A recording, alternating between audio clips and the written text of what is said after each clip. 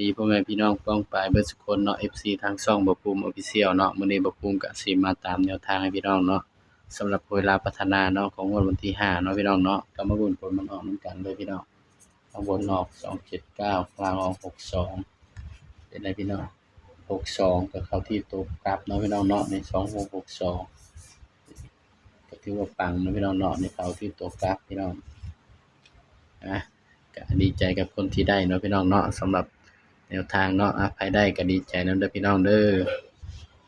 ก็ไปตามกันต่อเลยเนาะบัดนี้ของงวดวันที่7เด้อพี่น้องเด้อบัดนี้สำหรับลาวพัฒนาเฮาเนาะตามกันต่อเลยพี่น้องก็ถือว่าปังเนาะพี่น้องเนาะตามกันต่อเลยพี่น้องงวดวันที่7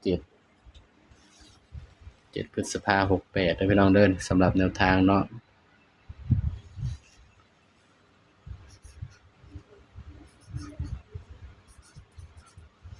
68สำหรับลาวพัฒนา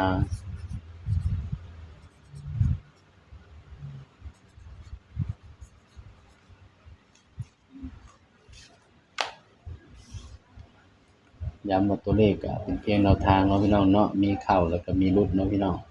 ถ้าว่ามักก็ตามเนาะบ่มักก็เลื่อนผ่านเนาะพี่น้องเนาะบ่ภูมิก็ให้เพื่อเป็นแนวทางเท่านั้นเนาะพี่น้องสำหรับตัวเด่นเนาะของงวดวันที่7เนาะพี่น้องเนาะ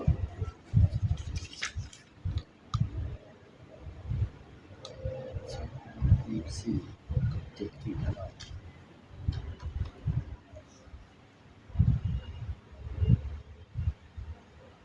ก็8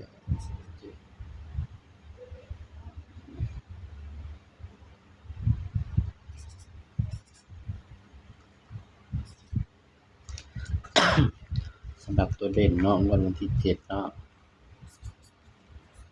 ให้เด่น4กับ7นะพี่น้องเด้อนี่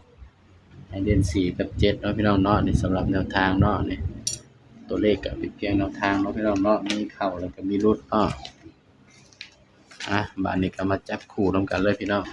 ให้เด่น4กับ7เนาะเอาก็มาจับ4ก่อนเนาะพี่น้องเนาะ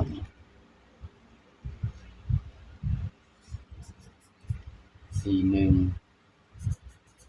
42 46 48 49 7อันนี้พี่น้อง71 72 76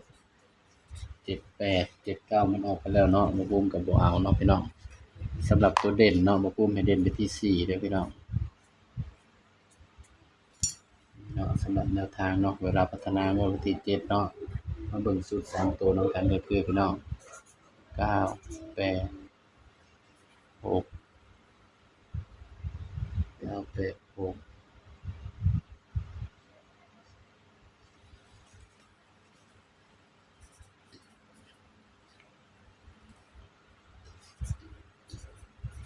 8 4 6